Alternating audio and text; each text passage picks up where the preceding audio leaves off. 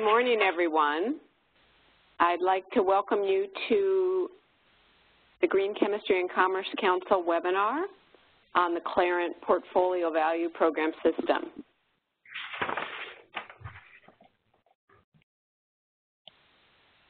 We can move to the next slide. So we're co-sponsoring this webinar with a group called Northwest Green Chemistry. Northwest Green Chemistry is based in Seattle, and it's a cooperative effort between industry, academic, government, non-government organizations, and tribal partners. And the mission of Northwest Green Chemistry is to enhance human and environmental health by fostering innovation and economic opportunities through sustainable and green chemistry and engineering solutions. The Green Chemistry and Commerce Council, known as the GC3, is a business-to-business network that advances the application of green chemistry across supply chains. We now have 99 member companies. We were formed in 2005. We just celebrated our 10th anniversary. It provides an open forum for industry cross-sector collaboration to share information and experiences about the challenges to and opportunities for safer chemicals and products. We foster collaboration with government, non-governmental organizations such as Northwest Green Chemistry and academic researchers. The GC3 develops and promotes tools, policies, and business practices to increase the supply and also support the adoption of products of green chemistry. And our long-term goal is to mainstream green chemistry when all chemistry will be green chemistry. So I'd like to now introduce Lynette Chung. Lynette is the Group Sustainable Development Policy and Advocacy Manager at Clariant International. Lynette leads Clariant's Portfolio Value Program, which you're going to learn about today. She's a member of working groups in the European Chemical Industry Association, CEFIC. Before that, she worked on EU environmental, industrial, and CSR policy issues for industry associations based in Brussels. She has a legal background and is from Sweden, and she's currently based at Clariant's corporate headquarters in Switzerland. And I'm really delighted that Lynette agreed to share about this program today. So I just want to go through the ground rules real quickly. Due to the number of participants in the webinar, lines are muted. And I do see that there's a question from someone saying that they can't hear. I'm hoping that other folks are hearing this.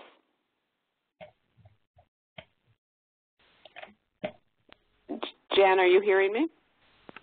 Yep. Okay. Everything's working. Okay. That was at 11:02, so I hope that others are being able to hear this. And I just got word that someone can hear us, so we should be good to go. Okay. So if you have a question or comment, please type it in the Q&A box located in the drop-down control panel at the top of the screen, and we will do Q&A at the end of the presentation.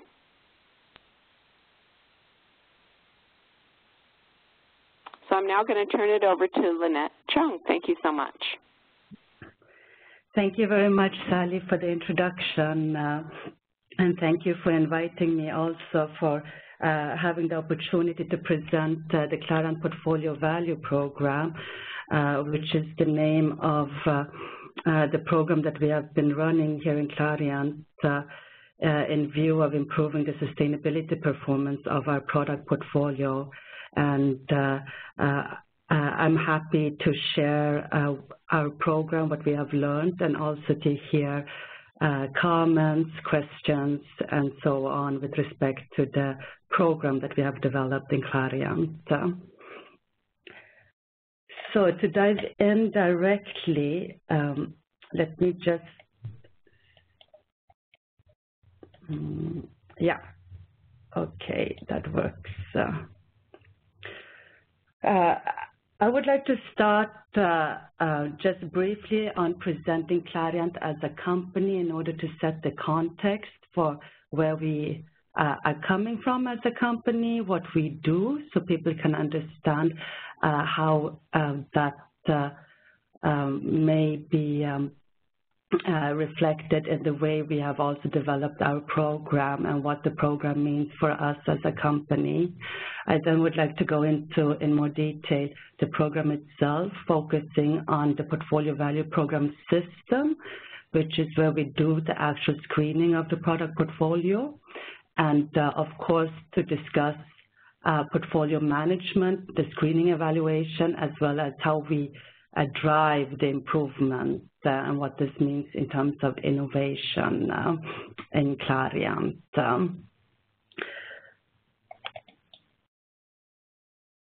So moving on to the company introduction and the sustainability vision of the company. We are a specialty chemicals company. We are active globally, have a sales of 6 billion Swiss francs, which is about the same in US dollar these days. And we have 4 business areas, 110 companies in 60 countries, 17,000 employees as of 2014, end of last year. Our margin right now is 14.2%, and a net result of 200 million Swiss francs. So it is a globally active company focusing in particular on specialty chemicals within 4 business areas. And I will outline for you which business areas those are, so you know what our particular activities are. First of all, a little bit on the history of Clariant. Clariant was a spin-off from the Swiss company Sandoz. It was spun off in 1995 and became its own at that point of time. In 1997, we had the big acquisition of the specialty chemicals part of Hoechst, the big German company at that point of time that was being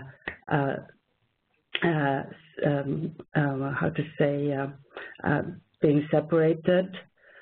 From 2000 to 2009, we had in 2000 the acquisition of British Tar Products, which was a major acquisition and which also said a lot about what happened to Clariant between 2000 and 2009, because there was a lot of restructuring at that point of time. So Clariant basically, from being a big company, having bought BTP, also did a lot of restructuring, sold off a lot of businesses in order to ensure its profitability. And from 2009 to 2010, we had a new management coming in. It's now led by our CEO, Harald Kottmann, who has been in place since 2009. We went through a restructuring phase from 2009 to 2011, where we did a major acquisition of Seed Chemie. Seed Chemie, which had different types of businesses from Clariant, so within the catalyst business as well as the mineral business. And we have then integrated Seed Chemie within Clariant's operations since then. Moving on beyond that, and reflected in our strategy, we also in 2013 divested 5 businesses. Mainly within textiles, paper, leather chemicals. So we have come quite a long way, and we feel very much that right now we have the portfolio that we want to have for future growth in the company. And these are the 4 business areas that we are operating within. So care chemicals, so that is personal care, this home care products, detergents, and so on. Catalysis and energy, catalyst business, natural resources. This is coming back to our minerals business that we got with Seed Chemie, and plastics and coatings, which is pigment, master batches, additives, and so on. This is the product portfolio that we will be working with in Clariant, and we can see also that we have improved when it comes to the growth rate, and this portfolio is indeed then moving towards the more high margin business, and leaving with the divestment of the paper, textile, leather chemicals business, leaving more the cyclical businesses. I'm not going to talk that much about the company as such because we should get to our focus area of today, but just to mention that we have sales, of course, across the different regions here, and you see the division worldwide.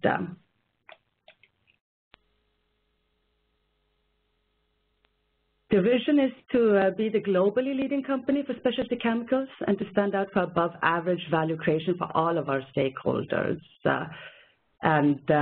We aim to create value through appreciation, which is our core motto, appreciation of the needs of our customers by providing competitive and innovative solutions.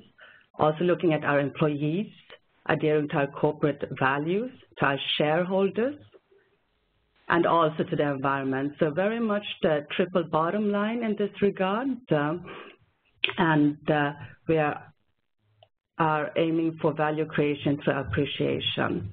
This slide is very important for us in the sustainability community. We last year incorporated the third pillar, add value with sustainability. We had a 4-pillar strategy before that, and last year it was decided that we are integrating that as a clear strategic pillar within the overall company strategy. So now when we're looking into the various revisions of business strategies in the company, of course, sustainability needs to be considered clearly within that strategy development. So that shows that it's clearly anchored and embedded within the company. The reasons why we are doing it in Clariant is 6 reasons. We believe in positioning the company in the sustainable market, that one can build competitive advantage through differentiation. We believe that sustainability can support profitable growth, obviously also creating added value for our stakeholders, customers, shareholders, employees. It goes in line with our brand image and reputation. And of course, anticipate and mitigate risk also. So looking towards the future and ensuring today that we have risk management in place for meeting future challenges. So we see it very much from a future-oriented perspective and from an opportunity perspective. And one of my last slides in terms of the company, the different milestones of our commitment to sustainability, we actually signed the Responsible Care Global Charter in 2009. That's when our CEO, Harald Kottmann, joined the company. And one of the first things he did in order to move the sustainability lever in the company was to sign the Responsible Care Global Charter. We then accelerated with publishing the first sustainability report of the company in 2010, moved to environmental targets in 2020. A huge success for us was when we got the sustainability report rated at GRA A+. The A+ and A and B system does not exist any longer. Nevertheless, at that point of time, it did, and we were quite proud to have such a high ranking for our sustainability report. I think in 2013 and 14, that's where we really made the major step changes. Apart from signing the Global Compact, we entered into the Dow Jones Sustainability Index in Europe and moved into the World Index in 2014, where we have a top ranking. So During the years prior to that, the company has actively engaged in creating sustainability projects, seized opportunities within the different functions, and changed its management practices. And this was recognized by being then part of the DJSI index. As I mentioned before, sustainability was anchored in the corporate strategy. We also last year got our first certification, on sustainable palm oil. One of our biggest plants in Europe has been certified by the Roundtable on Sustainable Palm Oil, and we have a clear commitment in terms of what our progress there will be. We have many companies that are asking for having their supply chain when it comes to palm oil derivatives traced. We also joined it Together for Sustainability Consortia, which is a consortium of a number of major chemical companies, such as BASF, Evonik, Bayer, etc., who is cooperating in driving sustainability in the supply chain. Assessments are shared when it comes to supplier sustainability performance evaluation. This is, of course, done with respect to competition law and so on. So all these kind of procedures are well put in place. But what we do there is really being able to drive sustainability and assessing sustainability performance in an efficient manner by sharing sustainability assessment. Finally, when it comes to our reporting, we applied the GRI4 reporting standard in 2014. Yeah, the commitments that we have in the company: Responsible Care, Global Compact, and DJSI, of course. So moving on to the core of the presentation today, an introduction to the Portfolio Value Program. The overall timeline shows you how long time it took for us to develop the program. We started off in December 2012. We had 3 phases. The first phase about scoping sustainable value, understanding what the status quo and what the trends are out there, what customers want from us. The phase 2, which is more than 1 year there, was about developing the PVP system. We had a lot of internal discussions in this regard, and it took longer than what we had expected. And we have, in the meantime, also been implementing and done the screening of our product portfolio, and that's where we are today in delivering sustainable value. So in a nutshell, the Portfolio Value Program, what is it? It is one of our flagship programs, and this is what we use in order to drive the Clariant product portfolio towards more sustainability performance. Why do we do that? Of course, for us, the world is changing. Sustainability is a must for addressing mega trends. We feel also that customers and markets are increasingly aware. It is a topic for policymakers and other stakeholders.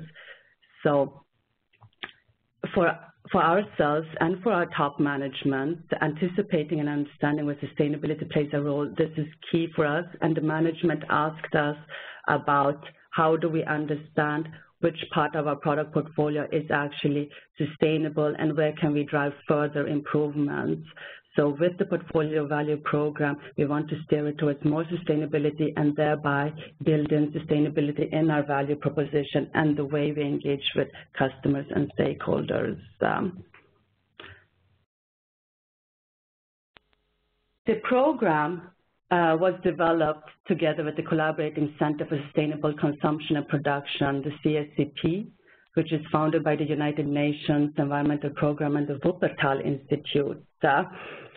And this was very important for us at the very onset of the program to have an organization, a renowned organization that would support us in the development of of criteria, of the process, so that we had a sparring partner to ensure the credibility and the validity of the program itself. And it has been immensely useful to have CSCP leading us on this road. CSCP tailor-made this approach for Clariant. The key streams in the program was assess, involve, and innovate. Assessing for us represents very much that we need to understand what the status quo is, what are the needs of the markets, the customers, stakeholders, what are the opportunities. This will be reflected in the criteria later that you will see. We also assessed other products and portfolio sustainability tools to learn from them. Involving another key stream was to engage with other stakeholders, NGOs, policymakers, ensuring that we got their input and contributions so that we would be on track for meeting expectations. And finally, of course, innovating. So that is about innovating this program. How do we really want to develop it? And also, of course, at the end of the day, how do we drive sustainable product innovation?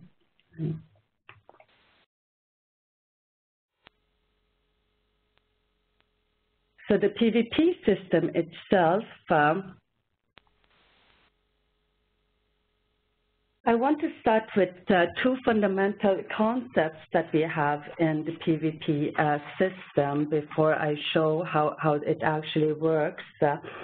And for us, when creating sustainable value, we looked very much as to what does that mean. And for us to consider this creation, one needs to look beyond the reduction of the negative impacts, to look beyond just reducing one's footprint, to say, example, CO2, social impacts, water and waste, but also to consider the delivery and the increase of the social and environmental benefits of our products. So this is what we refer to as the handprint. So we see that it is important to link the value of the products with the impact of the products in order then to see how efficiently and sustainably the performance is delivered to society as a whole. It's not just about reducing footprints all the time, but increasing the benefits of the products, be it in performance, socially speaking, or environmentally speaking in this regard. And then, of course, one needs to also look at the life cycle with that, from that perspective.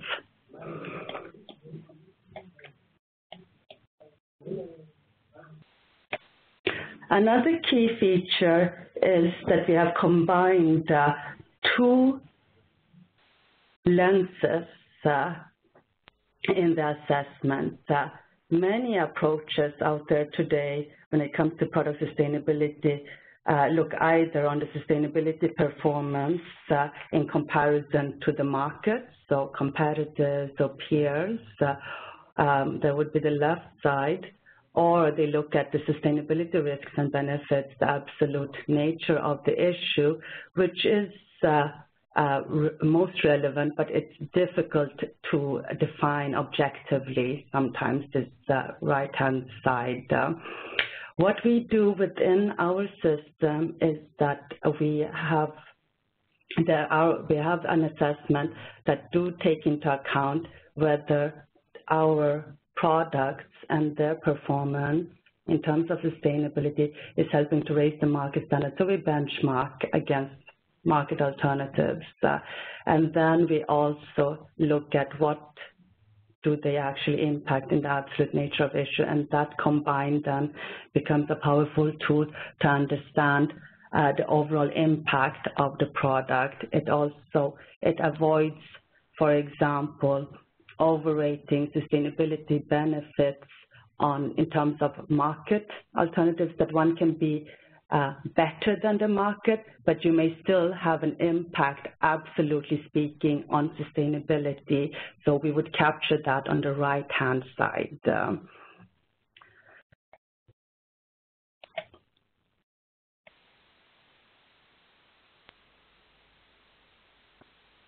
This is the system itself.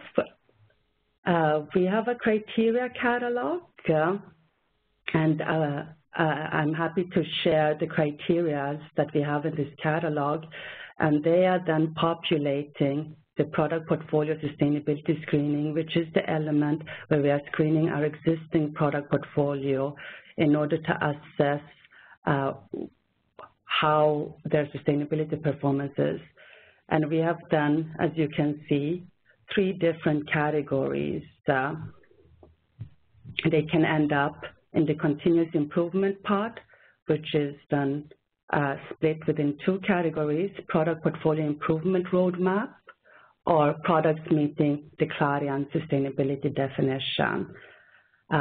Where they are excellent products, and we'll get back to that later, they can end up as EcoTain products. And this we use them for promotion, labeling, and so on. So broadly speaking, a screening based on criteria that then can categorize your product into 3 different areas. We also, of course, look at our innovation. And here we have the CSIR&D. CSI stands for the Corporate Sustainability Index, and we use this for screening the innovation pipeline here also. So, of course, one needs to look at both sides, the existing product portfolio and, of course, the innovation pipeline. You see, we also have the stakeholder and third-party involvement and verification. This is what I said up front. This was deemed very important for us in order to ensure that we don't have a completely in-house developed tool. It is important in order to have proper criteria and to have a valid screening process. And, of course, internal training and communication, because when screening your product portfolio, you need to ensure that you have a proper level of sustainability understanding within the company and for those involved in the actual screening.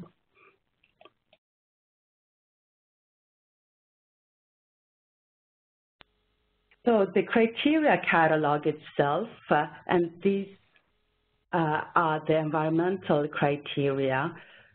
We have categorized the criteria under people, planet, performance, which is also our brand values in Clariant. So these are the criteria that we have then for assessing the planet part. We have divided them in the category of raw materials and sustainable sourcing on one side, and then environmental protection on the other side, in order to just have a better grouping of them. You will see for several of the criteria that the life cycle approach comes back. So in terms of material use, efficiency in the production, in the use phase, we look at what type of raw materials do we use, what is the scarcity of them. We have actually 3 different criteria for renewable raw materials, considering the topics such as palm oil, to say, considering discussions such as food competition. So we have 3 different categories for renewable raw materials in order to assess in more detail this category. And in the case study example that I get to, you will see how they have been applied. We, of course, look at recycling. And then the environmental protection is water, energy, climate change, greenhouse gas emissions, and so on.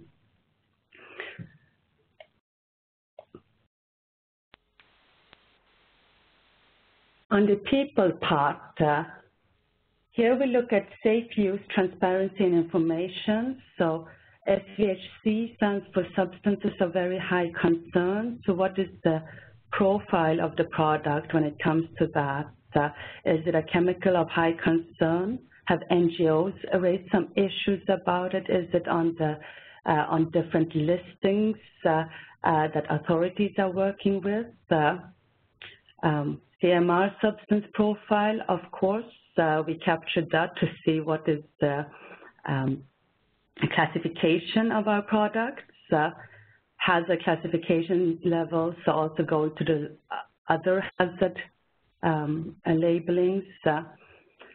And here it's quite important for us to look at the different regulations, but we also consider where we have seen that, okay, this is a substance that is under discussion, and it may, NGOs, people have raised concern about that, so these are also being captured. And we have a scaling system in order to differentiate between high risk and that more medium potential risks. On the other side of the people category, we have the part about if the products are addressing megatrends and societal needs. We define particular categories that were relevant for us in Clariant. And for the performance part, we look at integrated sustainable business and performance advantages, so the level of value chain collaboration, and if there has been third-party certification of the product and environmental third-party certifications such as such as EcoCert or particular ones that are relevant for our products. These criteria are 36 because they cover a pretty large product portfolio, and we believe that they're all relevant. We had a lot of discussions whether to include one or the other or exclude one or the other, but at the end what we said, we want to have one set of criteria to be used for all of the businesses in Clariant, and thereby we can start understanding how they perform. So the key components of the portfolio screening process itself is basically three phases. We have a preparatory phase. Clariant has as many chemical companies, a large product portfolio, in particular when it comes to specialty chemicals. So we have a preparatory phase where we group products as homogeneously as possible, where you select the assessment teams. Typically, it's the product manager, marketing, application development, product stewardship. So there's a team sitting together that should sit together in order to assess it. And also in this preparatory phase, we do the documentation collection. In the assessment phase, this is where we are using the two-sided assessment. So against those 36 criteria, we rate the particular product in relation to how does it perform in relation to the market, what type of benefit does it provide to sustainability, or what type of risk does it provide to sustainability. So this team sits together and goes through the 36 criteria. Once that is filled out, obviously you have a certain screening profile, and you then need to take a decision as to what is the status of this product group.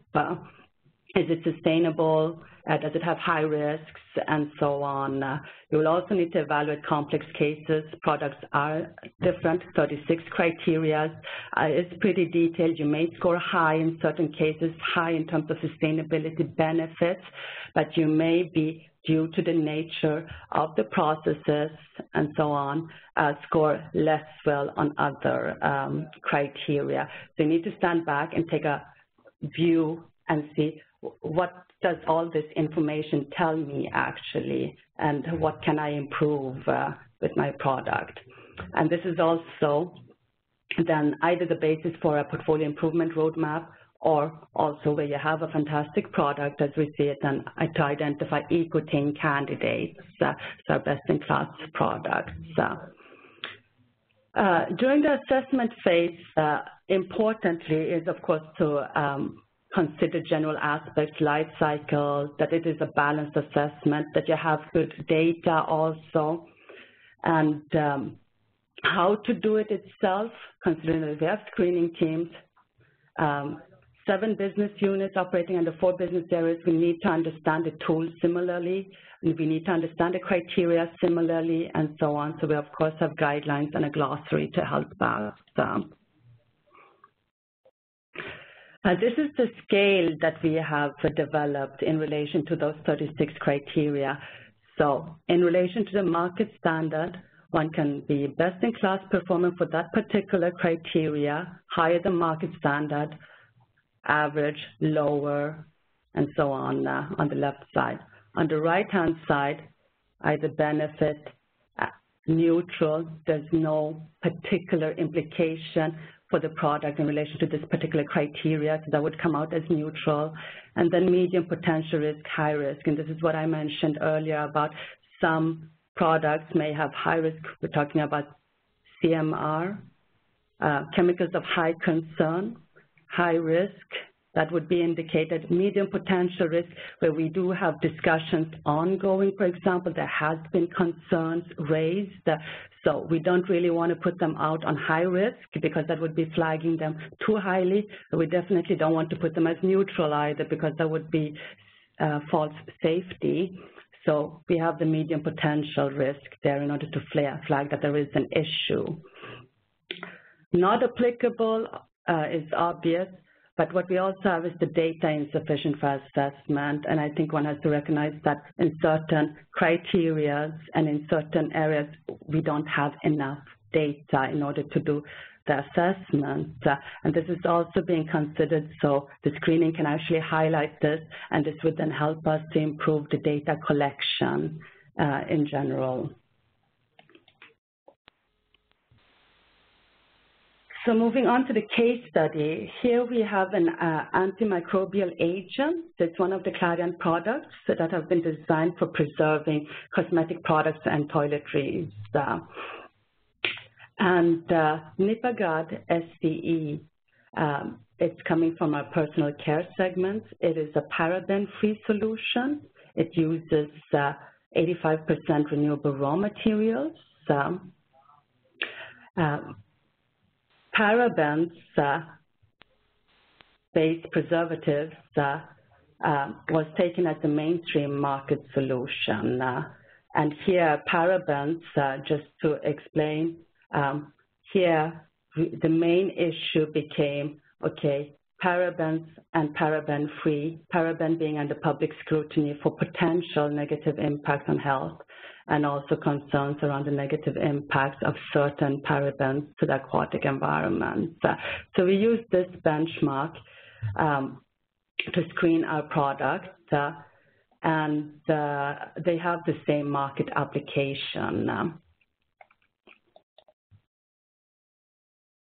So the key results, just some of them, I'm not showing all the 36 criteria, and here you see how it works like. Use of renewable raw materials, parabens are synthetic based, so zero renewable content in the benchmark. We have an 85% renewable base in the Clariant product, so that would basically give a green to say. Then we have the next criteria about use of non-food competing renewable raw materials. Obviously, on the left side, paraben being a synthetic based chemicals, we put not applicable there. As there's no point in looking further whether it's non-food competing, food competing or not, or sustainably certified. But on our side, we had the 85% renewable base uses palm kernel oil, which we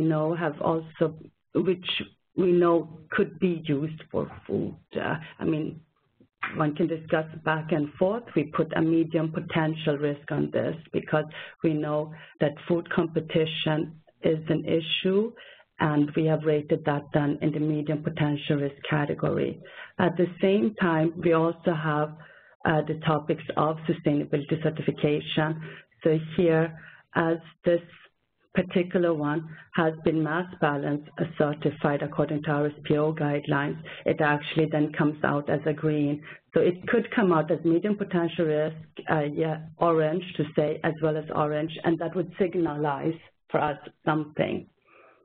And then effect on aquatic environment and so on. So this is how the screening works like. Another one maybe that I would like to highlight is the hazard classification level, where you see there is a precautionary flag there because they do have an ingredient that is classified, and it's classified as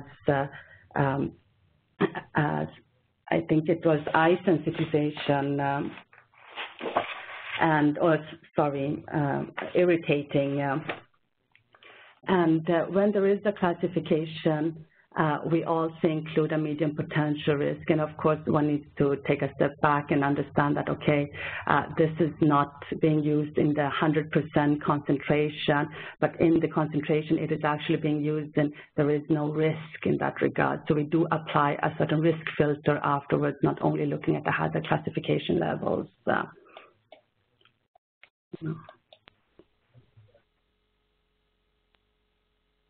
The experience gained from the pilot screening, and this is much in-house, and I wanted to show that part because I think it is a tool that we are using not only to move our product portfolio, but also to create an understanding within the company and for the different product managers, marketing people, and so on, all the teams that are engaged in this, they are actually together assessing sustainability. So it is a really good tool to continue embedding sustainability in the company. So this is actually coming from one of the screening teams where they say it's very tangible, having 36 criteria, so we can start discussing what sustainability means for the company across the segments, the departments, regions, and we have a common understanding. We use this as a reference point. More transparency, we actually uncover certain things that were not there from before. We have made new experiences, potential red flags that we now are using to further develop actions on. So this is a good basis for discussion to have one screening profile in that regard. And of course, the pure idea of it is to identify gaps and areas for improvement in order to further steer the product portfolio.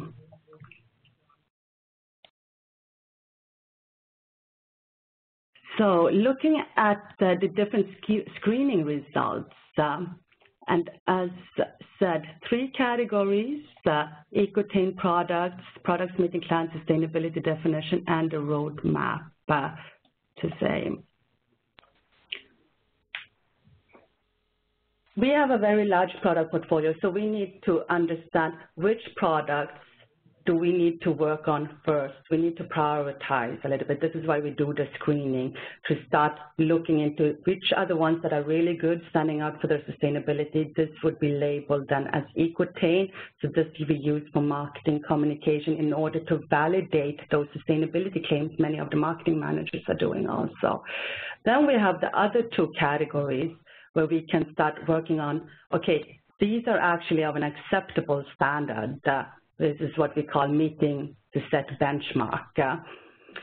Then we have those that are clearly falling below the acceptable sustainability standard.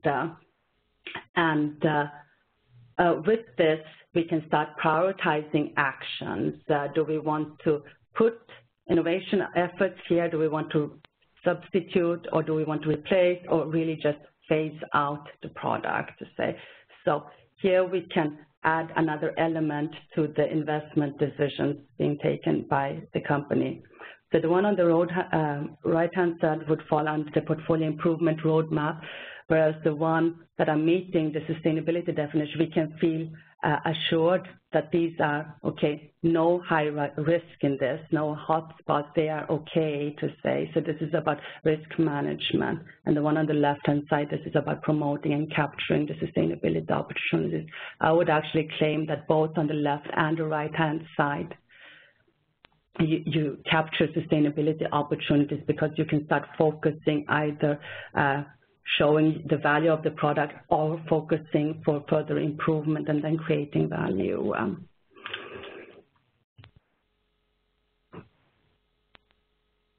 The only thing I want to mention in this part is actually that from a sustainability screening of our product group, we have, in order to ensure that our claims are strong, we also have a review panel, the EcoTain review panel, that is reviewing then the data that is prepared for the candidates that are the best-in-class sustainability excellence products, to say. And these are being intensively discussed by colleagues within my department of sustainability, product stewardship, innovation, environment, and so on.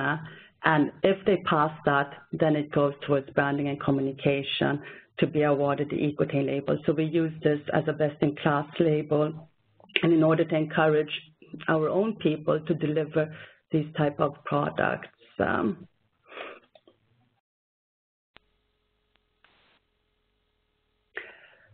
So on the portfolio improvement roadmap and sustainable innovation, this is where we actually can improve the overall product portfolio. And here what is very clear is sustainability is a moving benchmark. We gather more understanding in terms of our products. The environment changes also, competition changes, market changes, and this is quite nicely represented in the EU energy rating. What was B, what was A in 2005 is actually really easily achieved, to say, and in 5 years' time, many companies are able to reach the energy efficiency class. So we can always improve when it comes to sustainability performance, and wanting to actually just see where do we want to improve, because we have this much investment we want to do in that regard. So apart from actually categorizing the product portfolio, we want to see progress in it, and this is viewed just as important as just feeling, okay, we are under the safe radar screen here. So we have a structured process, a roadmap that is to be developed based on the key outcomes. Those outcomes are then consolidated at a business unit level and at a corporate level, to ensure that the risks and opportunities that have been screened are taken into account. So what we do is that we capture the medium potential risks, we capture the high risks in the product screening, and we evaluate them, and we see what can we do for improving the status of this product group. And here, short, mid, and long-term perspectives will be considered, because they will require different efforts. If it's a smaller technical change in terms of process, if we talk about emissions, or if it is about substituting a full chemical, which may require specific innovation efforts, that may be more a long-term perspective.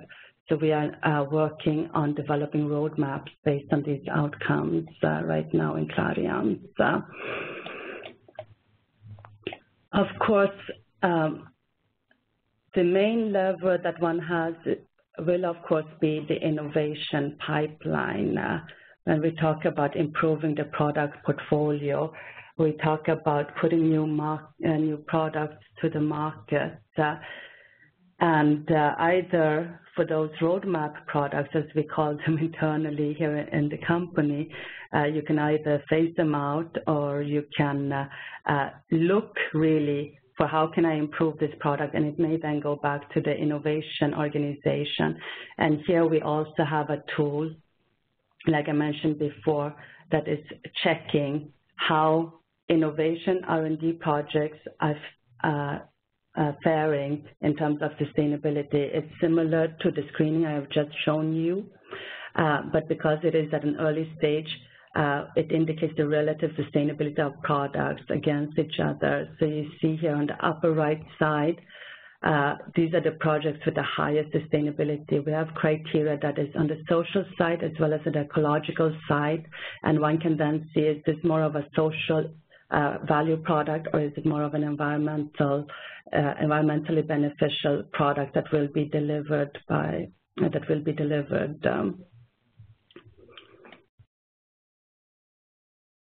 and it is clearly integrated in our stage gate processes.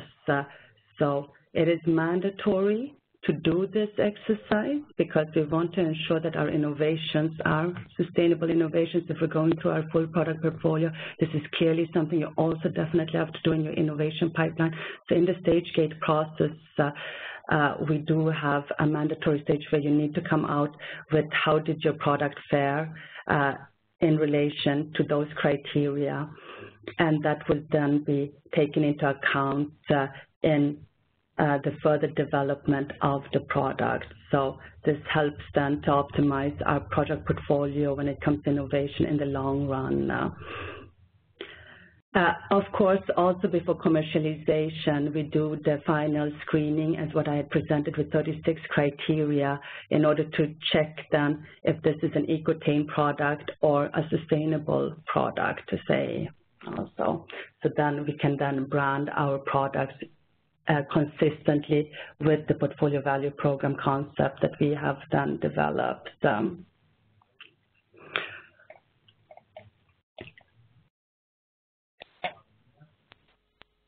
Yes, so that was actually the overall presentation on how we, as a company, have developed a program, a system with 36 criteria that we are using for screening our products and to see where do we want to focus our efforts on and which products can we actually claim are providing a good sustainability benefit to society, also knowing our risks and so on. And I hope that I gave an okay overview of what we have been doing in Clariant in this regard. I have provided some links here on the slide also because we do have a product brochure on our program which explains what the program is about, and we also have several EcoTain products that we have uncovered so far. They're not huge, there's not super many of them yet because we have just started the process, and it is an excellent label also. But they are EcoTain products on our website, and we also use the Discover Value Stories to feature our EcoTain products on the Clariant website, to say. So having done this, maybe I give back the word to Sally and open for questions. Thank you so much, Lynette. That was a really interesting presentation. I have a couple of questions, and if folks have additional questions, please type them in. One, just real quick, people want to know how they can get a copy, and we always post slides on the GC3 website, so you can easily get a copy, and we're also recording it. So one question I had for you has to do with the fact that you have 36 different criteria, and they're really pretty comprehensive.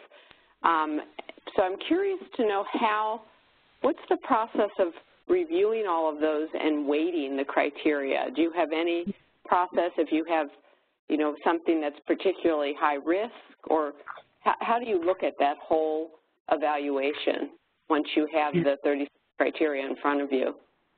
Yeah, thank you very much. I mean,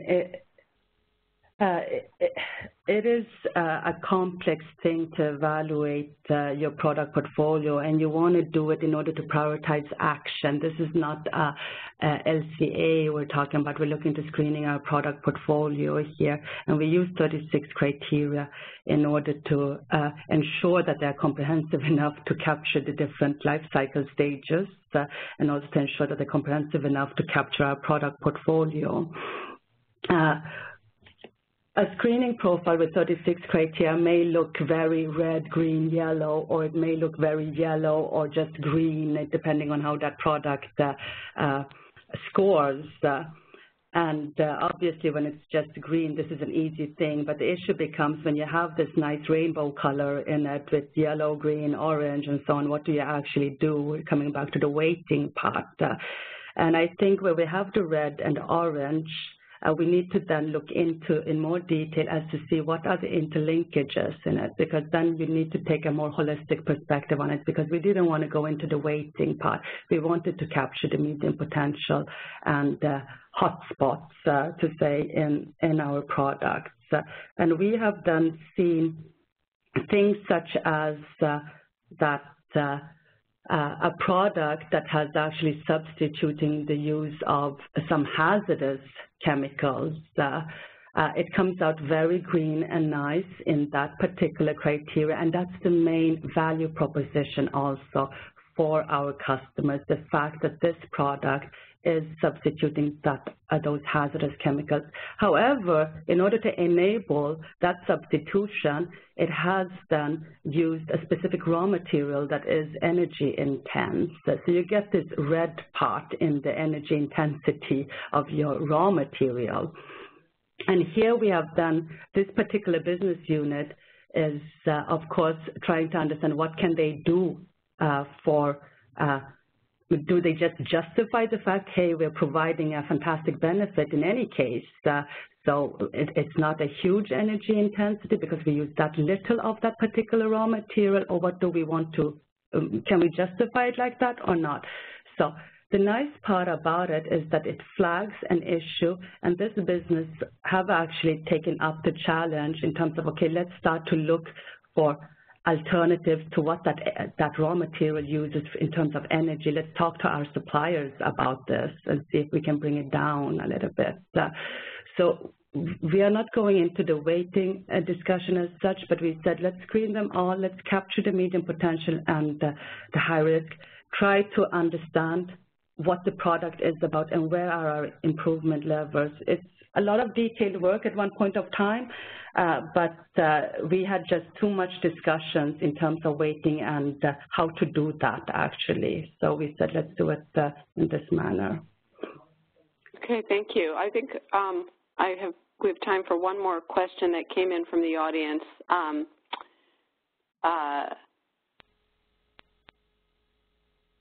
So I'm going to, let me read this one for you. Question is about the EcoTain products. Is it true that to be EcoTain, the product must achieve a certain level for all criteria and higher levels for some criteria as opposed to averaging a combination of high and low scores? Yes, it has to achieve a certain level of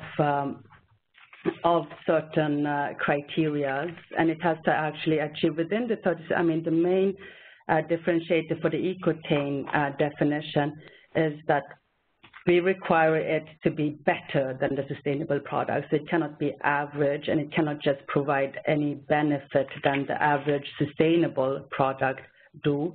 So it needs to fulfill, first of all, a product sustainability definition, and then it has to provide at least, I mean, among the criteria that we do have for the EcoTain product, is it needs to be best in class in at least one of the criteria that we have, and it cannot have any high risks, high sustainability risk for any of the criteria, so no red risks in this regard.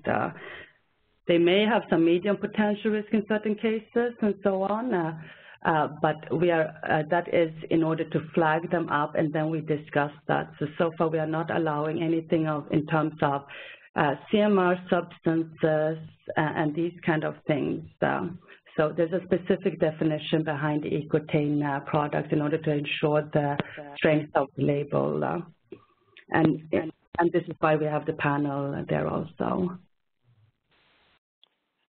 Just quickly, one more question came in about, what type of training do you provide for those that do this sustainability screening? We have had, I mean, group trainings. We have had workshops. We invite the screening teams over, and then we go through the criteria step by step and how they do it actually and what they need to consider. And then we have the glossary. And of course, it is a lot of work in terms of questions and answers at corporate level to ensure that everybody's working similarly. What we have is also in the development of the criteria and the process itself, we had one representative for each business unit involved during the 2 years process. So they have been part of the full discussion as to why it's like this, why it's like that. And they are the ones that are leading the screening team. So that ensures consistency between the different screening teams themselves. And then, of course, we liaise back internally in our network as to what are typical issues, new things that one may not have thought about, and so on. And there is also a regular update of the screening profile. So once you have done it, of course, market may change, new issues may come up, and so on. So we do a regular update of the screening profiles themselves. And when it comes to the criteria themselves also, this should also be regularly reviewed in order to ensure that it is not a static sustainability understanding that we have within the company, but new topics arise, new issues are there. So this is also under the planning that we will be pretty open in reviewing our criteria in this regard and improving our process. Thank you, Lynette. Can we go to the last two slides? Yeah. So we're just on the hour. I want to really thank Lynette for such a rich and interesting presentation, and the slides and the recording will be up on our website soon. And I also want to let the participants know we have a couple other webinars coming up. Thursday, June 18th, that's tomorrow, we have a webinar on an introduction to life cycle and alternatives assessment at 2 p.m. Eastern Time. And then on July 23rd, we have a webinar on advancing green chemistry, barriers to adoption, and ways to accelerate green chemistry and supply chains. That's based on a report, a new GC3 report. That'll be at noon Eastern Daylight Time. And then we want to invite all of you to our annual Innovators Roundtable. We already know the dates for next year, May 24th through 26th in Burlington, Vermont. And last slide. Thank you for joining us. Here's the website for the GC3 if you have any more questions. I hope this was a useful webinar for all of you, and thanks so much for participating.